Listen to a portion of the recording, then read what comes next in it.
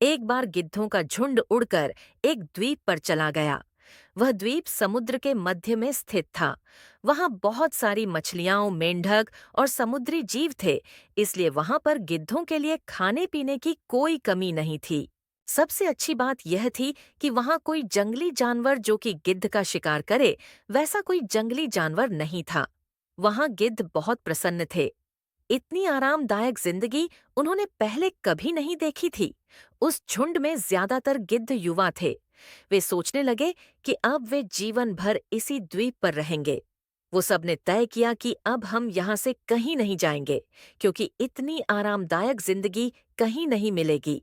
किंतु उन सब के बीच एक बूढ़ा गिद्ध भी था। जब वह युवा गिद्धों को देखता तो चिंतित हो जाता। उसे हमेशा यह चिंता रहती कि इस आरामदायक जीवन का इन युवा गिद्धों पर क्या प्रभाव पड़ेगा। क्या वे वास्तविक जीवन का अर्थ समझ पाएंगे? यहाँ उनके सामने कोई चुनौती नहीं है। ऐसे में जब उनके सामने मुसीबत आएगी तो वे उसका मुकाबला कैसे करेंगे? बूढ़ा गिद्ध बार बार यही सब सोचकर परेशान रहता था। बहुत सोचने के बाद एक दिन बूढ़े गिद्ध ने सभी गिद्धों की एक सभा बुलाई। उन्होंने अपनी चिंता व्यक्त करते हुए कहा, हम इस द्वीप पर लंबे समय से रह रहे हैं।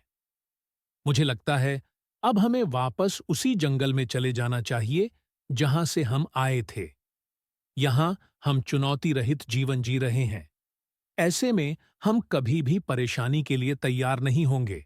युवा गिद्धों ने उसकी बात नहीं सुनी।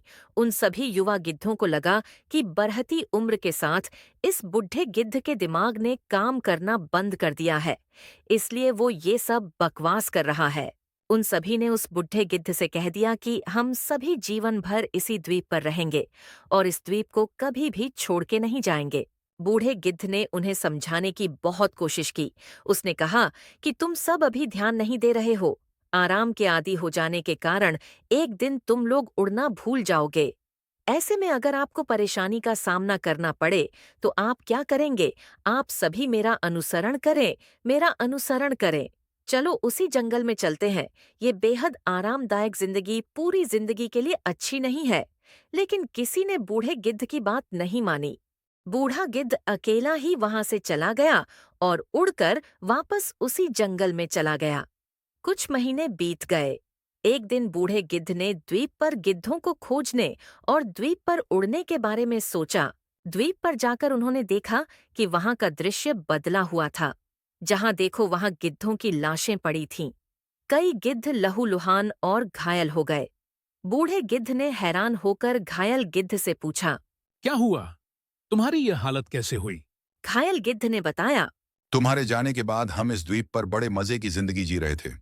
लेकिन एक दिन एक जहाज यहाँ आया और उस जहाज से तेंदुआ यहाँ छूट गया।